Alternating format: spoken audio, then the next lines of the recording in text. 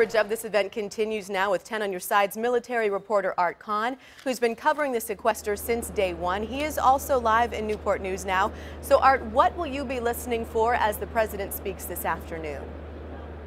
Well, I'll tell you, Katie, it's not just what I'm listening for. It's what all these shipyard workers behind me are listening for. You know, the obvious answer to that is good news, but specifically what they're hoping to hear is what the president plans to do to get this thing stopped, to bring Congress together in order to get the shipbuilding and repair schedule back on schedule, because that's where the big uncertainty is for all these people. Just last week, the Huntington Ingalls CEO and president told me that if the Lincoln isn't in this yard by the 27th of March, they're going to have to begin a reduction in the labor force here. And believe me, that is paramount on the minds of everybody here. You know, I'll tell you, I used to work for Newport News Shipbuilding myself back in the mid to late 90s, and I've seen several presidents come and go here, but I've never seen a visit like this one.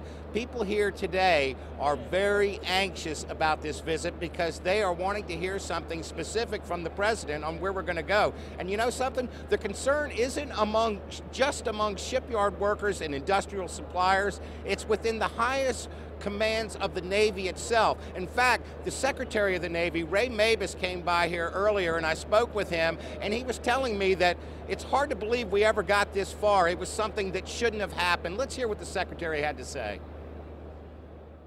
Sequestration was never supposed to have happened.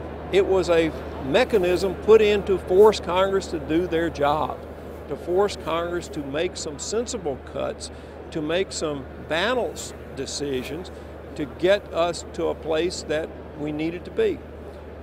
That didn't happen. Sequestration is just a bad idea. Yeah, it's an idea that certainly isn't very popular with anyone here right now either. But also the Secretary of the Navy mentioned several other main concerns that he has as the leader of the Navy in order to get the job done and meet the demands of this nation. I'll have more on that for you later on in the day, and of course what the president says and the reaction from the workforce here. Reporting live from Newport News Shipbuilding, Art Kohn, 10 on your side.